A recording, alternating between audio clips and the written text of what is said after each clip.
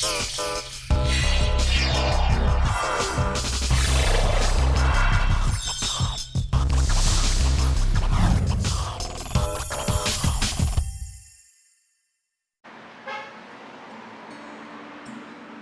is one of the oldest neighborhoods in Seoul that emanates a rustic atmosphere, and I tried to capture it on film. Some say photographs show a glimpse of the person behind the lens, and today, I'll get to meet a photographer. I get to pick the brains of a respected photographer. I'm quite curious as to who he is, and I think his photographs may reveal something about him.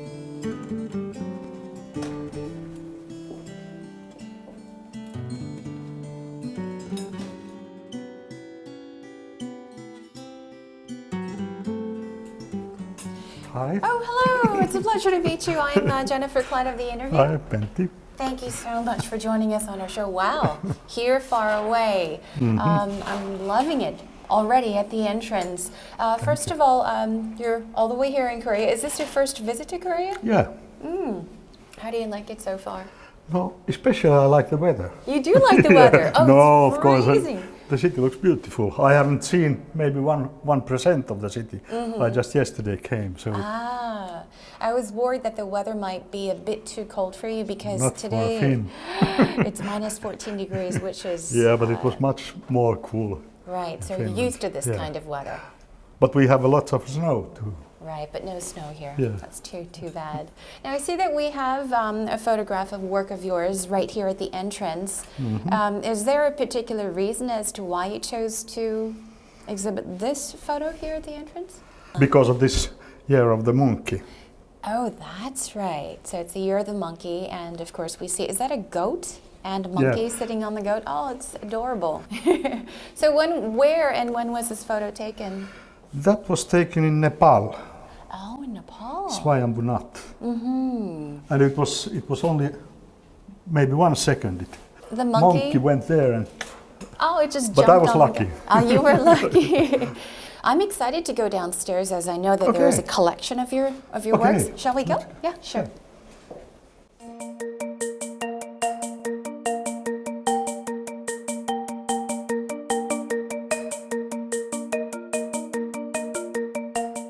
Pentti Sammallahti is an internationally celebrated photographer from Finland. He is currently holding his first photography exhibition in Korea. He is best known for his arresting black and white photos that are printed in a traditional darkroom.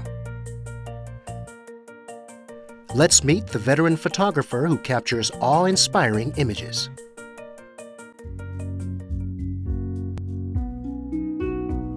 This exhibition features Pentti Sammallahti's works spanning 30 years of his career. We had a chance to take a closer look at each photograph and hear their background stories straight from the artist. It's taken in Russia, quite north. On the White Sea there is an island, Solovetsky Islands, and it was January. Oh, in January. So it must have been It's very very cold. Very cold. But the sea is still open, the White Sea, so the air is full of small ice particles. So it's not fog, but it's ice smoke. Oh. Small. It's the morning and the sun is coming up. Oh, the sun is coming up right Yeah, here. and it was wherever you shoot, it looked mysterious. It looks very nice. Yes, it does look It wasn't very anymore not mysterious. question who is the photographer. Wherever you shoot, even if you have your eyes closed, it would be a great photograph.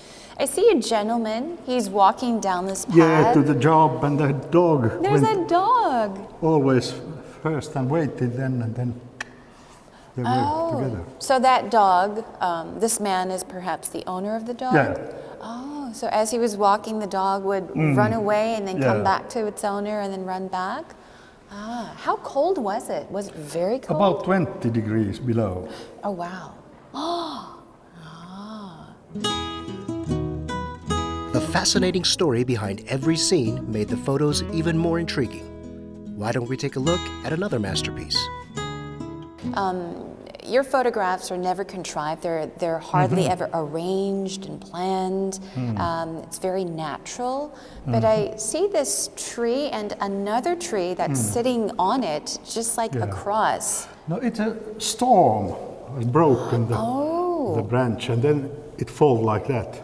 Oh, and so you could imagine that it will fall, but it was there about 2 years. For 2 years? And always like this. That's amazing.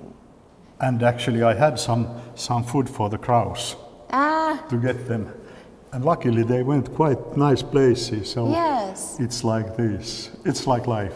Yeah, it's like they're on a seesaw maybe? And like the couple. Yes, yes, yes. So somehow that's true, if the crows weren't there, the picture may seem a little more cold, maybe a little more dark, depressed, but somehow the birds, I think, I don't know, they add a sense of poetry, kind of. Yes, they add beauty to the picture. I think it's beautiful. Here's another riveting image. Look at the birds sitting on the power lines. Doesn't it look like sheet music? The winter scene, which would otherwise appear desolate, emanates a warm vibe thanks to the child and dog next to the tree. Of course, the impressions of these images are subjective. But what message is the man behind the lens really trying to communicate?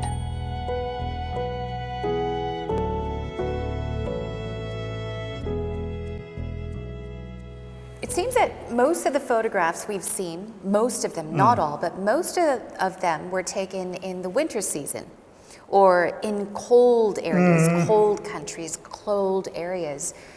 Is that because winter is your favorite season, or is there any other particular reason? I like cool places, and even here for me it's a bit too warm. It's too warm.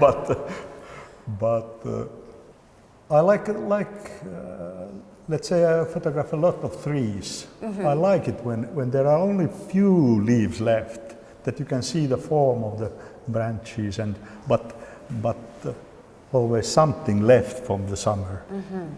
I noticed that you take lots of pictures of the environment, of nature itself. Yeah. It's not very complicated.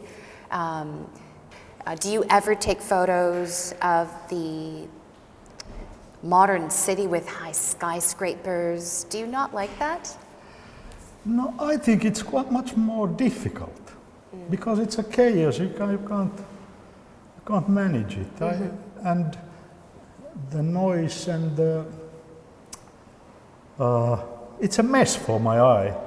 I prefer when it's silent and simple. I see. So when you actually set out to take photographs, you maybe decide where to go, when to go, how much time you'll be spending there at that location.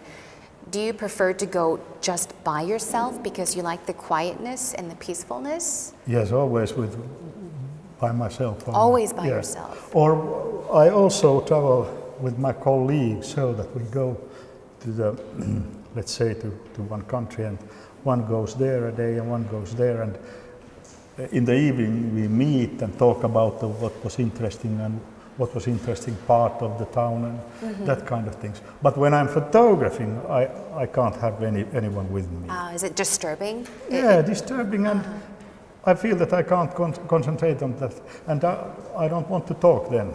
I see. But when I'm traveling, I'm actually not taking too much contact with. I try to be as unseeable as possible. So do you like black and white photos as well? Because rarely I've seen color photos. All of your works are in black I actually and white. photographed in the 70s and 80s. I photographed color too, but I prefer black and white. Is there a reason? Color photography has always some kind of decorative addition, which I don't like, which you can't master. You can't manage it. Nowadays, of course, it's easier when you have this digital thing. You can master it completely, maybe. Sure, yes. But with the film, it's very difficult, I think.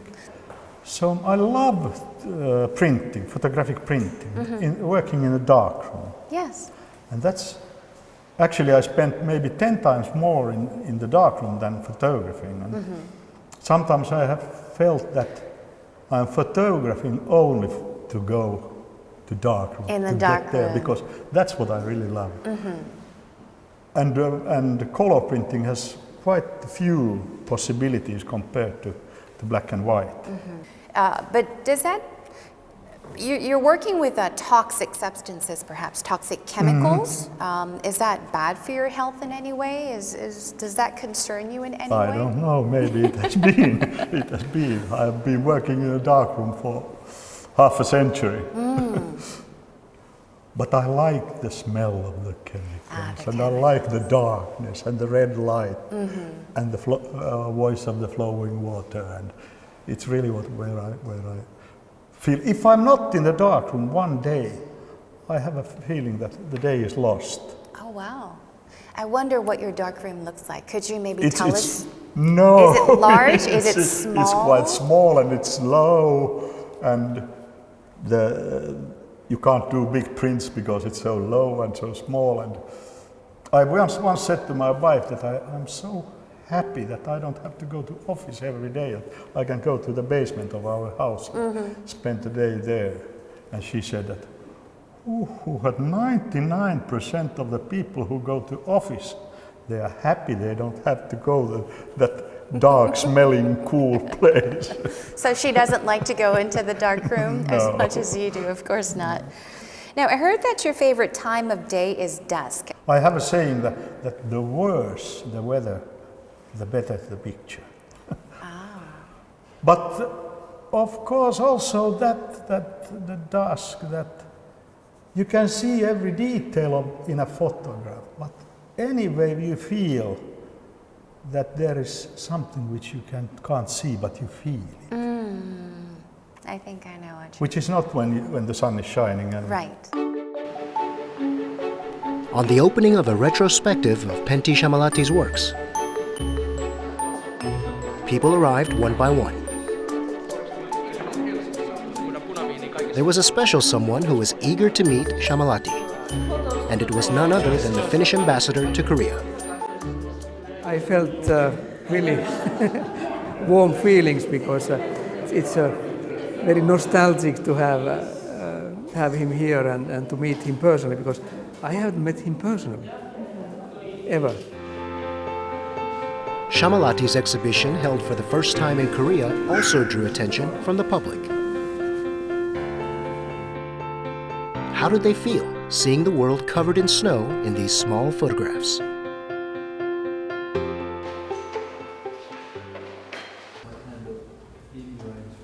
작품을 보면서 동화 속으로 빠져드는 느낌, 작품마다 시 한 편씩을 보는 듯한. 현실 같지가 않아서 초현실적이라서 약간 다른 세계 같지 않나요? Celebrated Korean photographer Koo Bohn-chang also paid a visit. 애정을 갖고 촬영을 하신 느낌을 제가 알겠고요. 또 선생님이 바라보는 세상의 그 따뜻함, 또 눈이 온 풍경 같은 게 정말 우리를 감동시킨 것 같습니다. 그래서 굉장히 좋아하고 있습니다. The star of the day spoke with the visitors and gave them his autograph.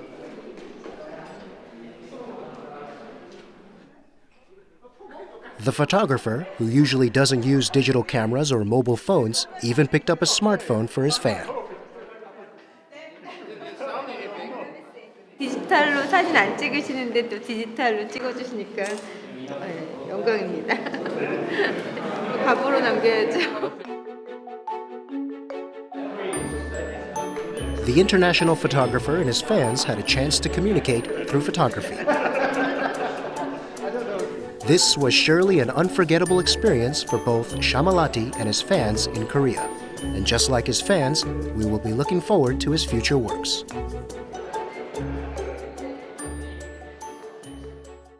Now, as I was walking into the gallery, I saw the title of the exhibition was Here, Far Away. And I was curious, is there a meaning behind here and far away? What does here and far away mean, respectively? Now the title is actually taken from a Japanese poet from the 12th century, Saigo.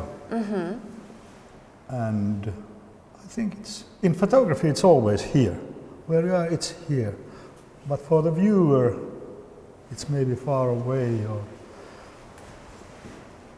or if it's a good photograph, it's always that it's here, but it's also somewhere else, I think. Ah, I see. So there's meaning behind that, from the photographer's point of view and the viewer's point of view. So there isn't really a distance between here and far away. No. Not really. Your photographs are not large scale. I've seen giant photographs, giant works, but your works are rather small in size. Have you ever had the desire to perhaps exhibit large photographs, especially of winter scenes, or is there a reason why you like to keep them small? No, actually, I have made of all these panoramic images, I have made also large digital prints. But my darkroom is very low, that I can't do big prints. This is the maximum size. And I also like the small size when it's for the viewer. It's that they are they have to go closer, and they are only they two, the photograph and you are together there. There is a limit when you make a print from a negative, that when the tonal range is beautiful. I see. That it's much easier to make a small print with extremely beautiful tones than when you make it large. It's not anymore so beautiful. Oh, I see.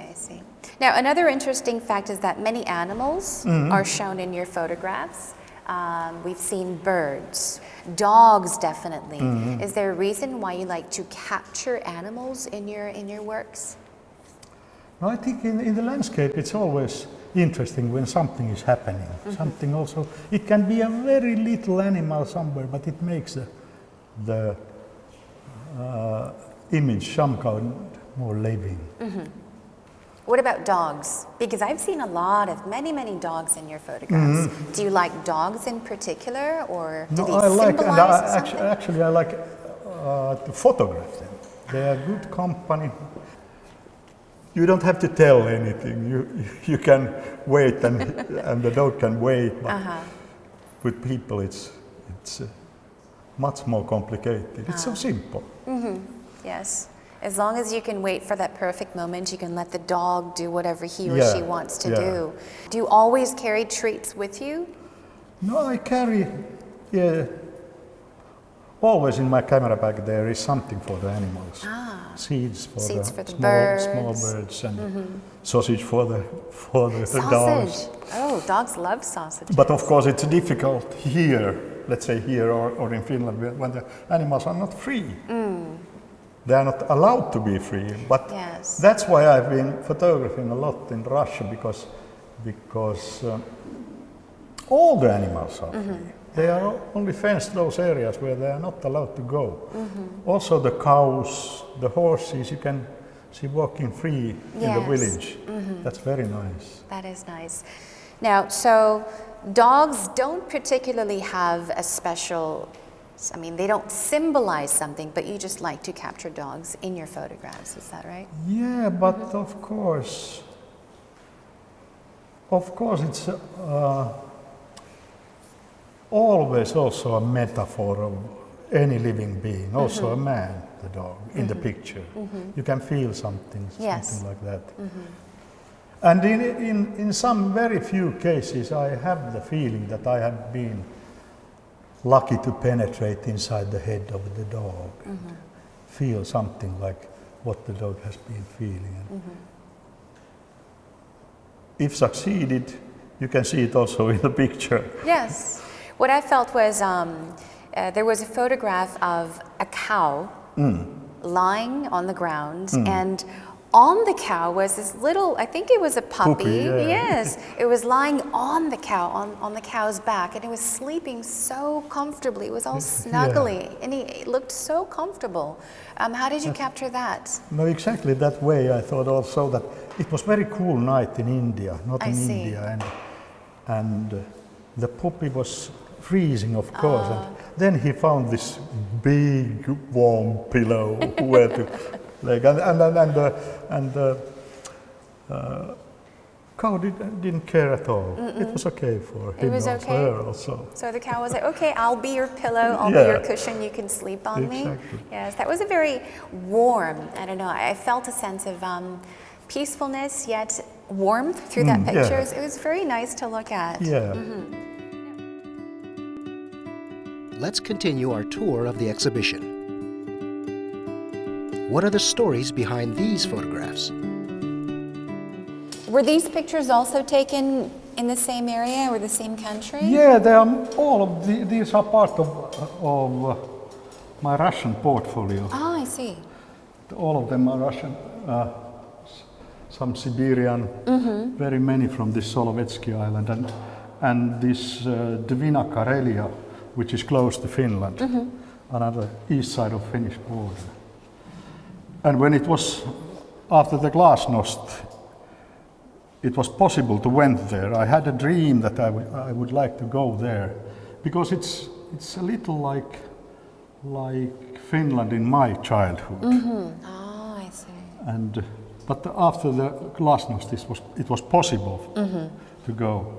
Before that, you could only go to St. Petersburg and Moscow, but not in these remote areas. Sammallahti finally realized his dream of traveling to the Solovetsky Islands after the Glasnost policy was implemented in the Soviet Union.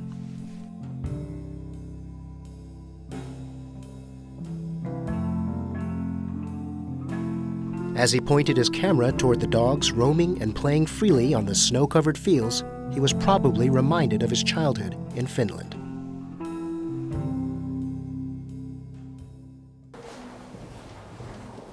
So here I see a collection of, some more photographs. Also we see birds and a cat, a rabbit. Oh, could you tell us about this one? No, it's taken on an island between Finland and Sweden, and it's already April. But the rabbits are still white. They become white during the winter time, and then they are brown. Oh, is that right? Yeah. I did not know that. And the snow has melted, but the rabbits are still white. Oh.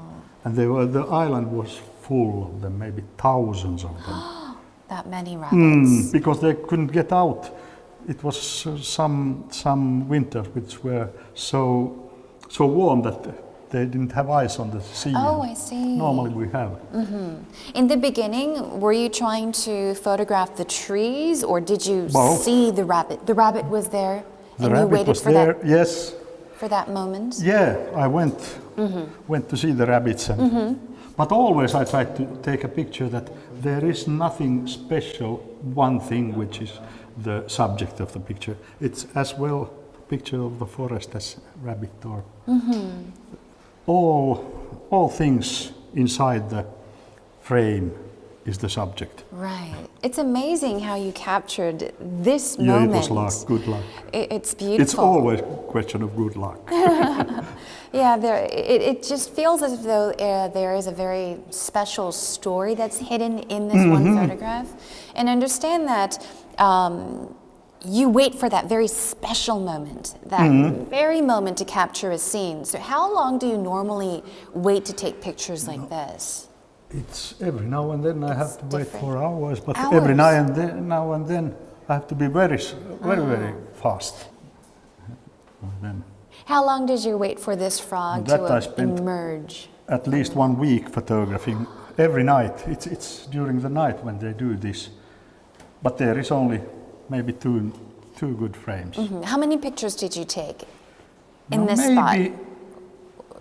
Maybe I took some 20 frames of this 20 frames. situation. Wow. but mostly waiting. Like this. I had the camera here. Oh, so you were sitting down, you had the camera yeah, set on look on the ground. here, yeah. Oh, you were looking. Oh. Sammallahti captures fleeting moments, showing a harmonious coexistence between animals and nature. It is for these very moments that he waits patiently with a camera in hand.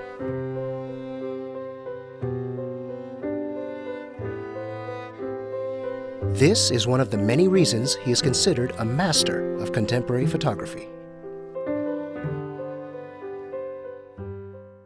I was reading articles of your interviews, and there was a part where you said that you don't take pictures, but you receive them. Mm-hmm. Could you maybe tell us more about that, what you meant by that? No, maybe, but I think that in photography is much question of good luck. Good luck. Yeah. So it's in life, of course, also, but you can do all kind of plans, but the best pictures anyway come that when you have good luck. Mm-hmm. Of course, you have to be also ready for the luck, that you can push the button in the right thing, but so that's the most important thing. Mm-hmm. So you have to be ready for that perfect moment. Yeah. Of course, you wait for that perfect Exactly. moment, but you have to be ready to press that shutter Yeah. button. I'm sure you've missed that very Yeah. perfect moment But to press very that. often you miss. Ah, I see. So Actually, when you put an exhibition like this, mm-hmm. it looks like that he really can photograph. But I've been photographing more than half a century and get maybe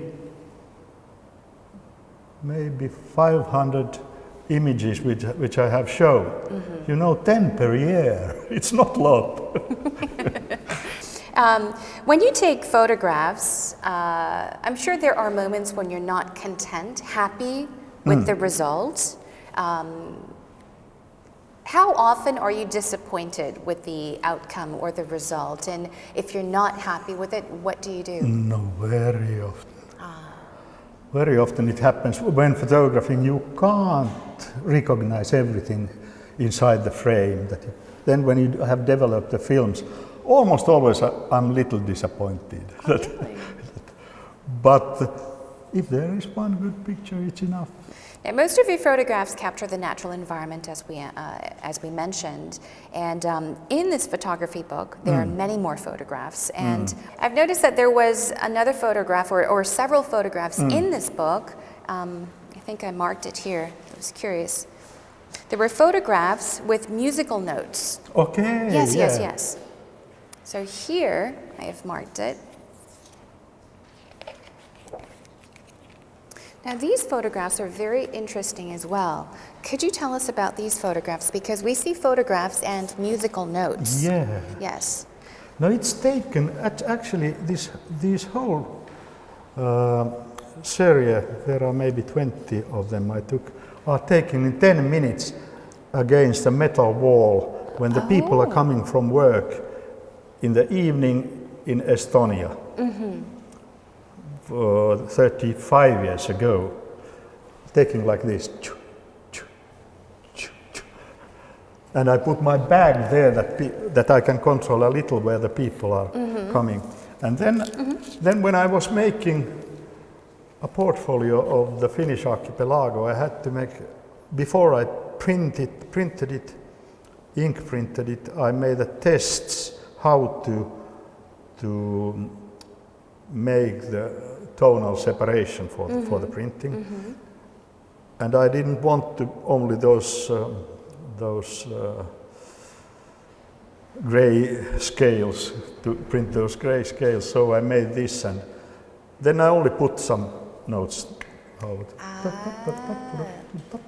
and put it there. So you came and up in with a way, it's only a play. This. So you thought of the notes, and the notes were added after the photographs yes, were taken. after the photograph, they were... to these special photographs. This note is for this is for this.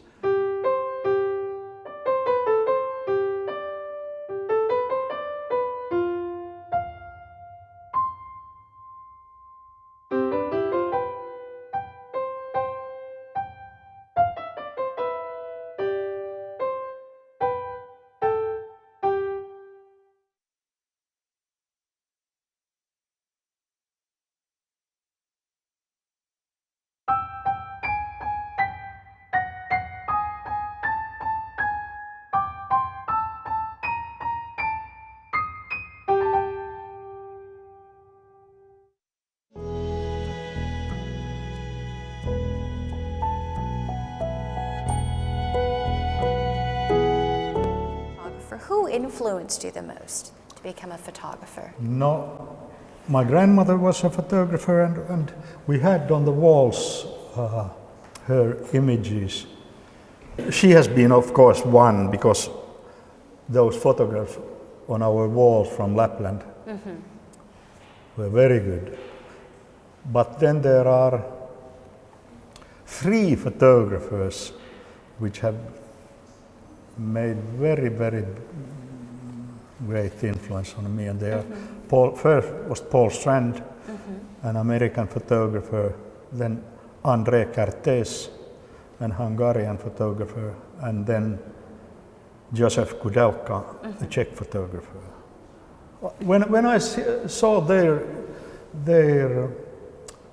photographs, I really thought that they understand everything about photography and life also.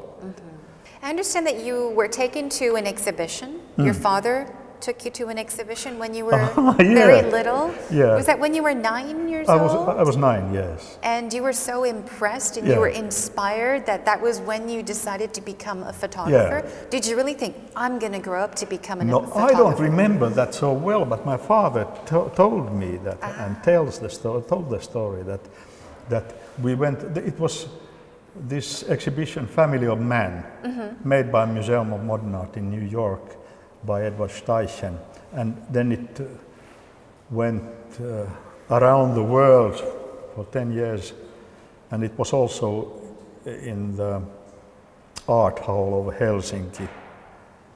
And I was 9 years old, and I went there with my father. Yes. And I was so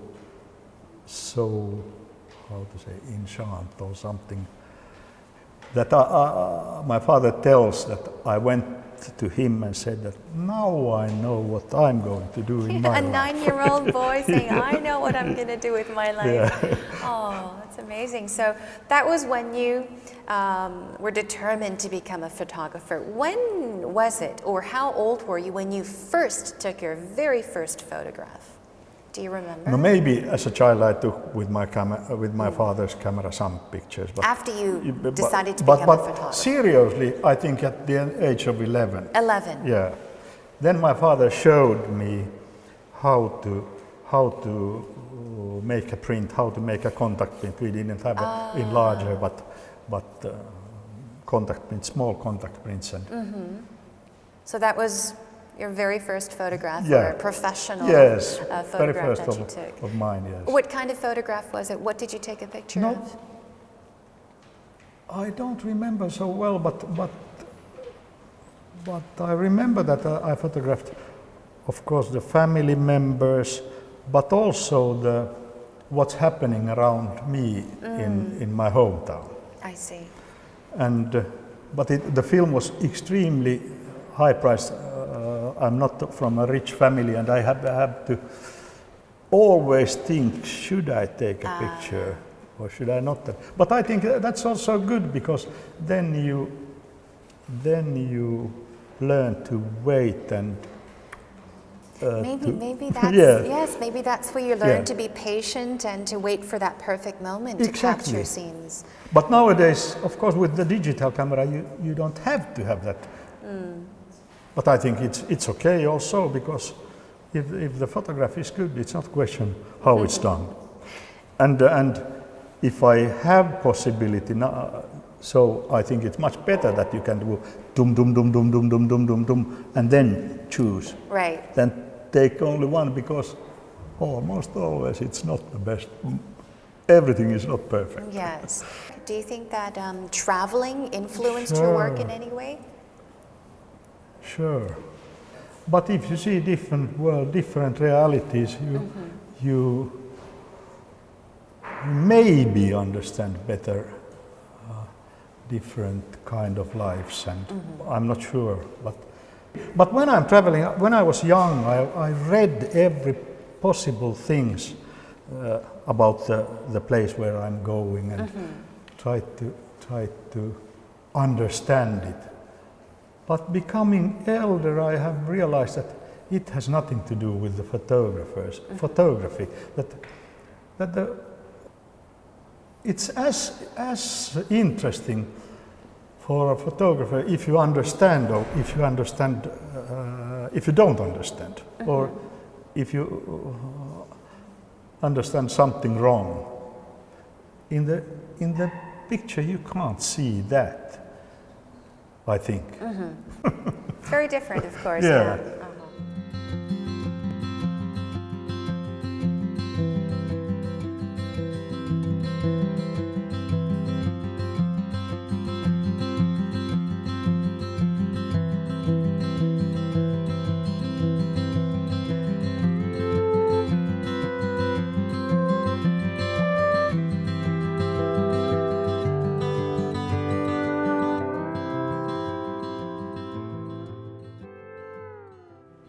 What do you think is good photography? How would you define good photography? Good photography. Good photography. Too difficult for me. I think it can be. There are so many ways to photograph well.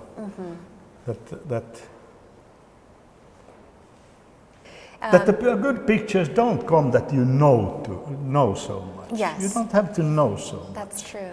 You have to keep, of course, your eyes open and observation fast and that kind of things. But knowing things is not overrating. So you don't necessarily have to have knowledge, know about the picture. It's what you feel through the picture. What you feel through the picture. And it's interesting that this gallery shows the pictures without the places and without the years, because normally there is always the.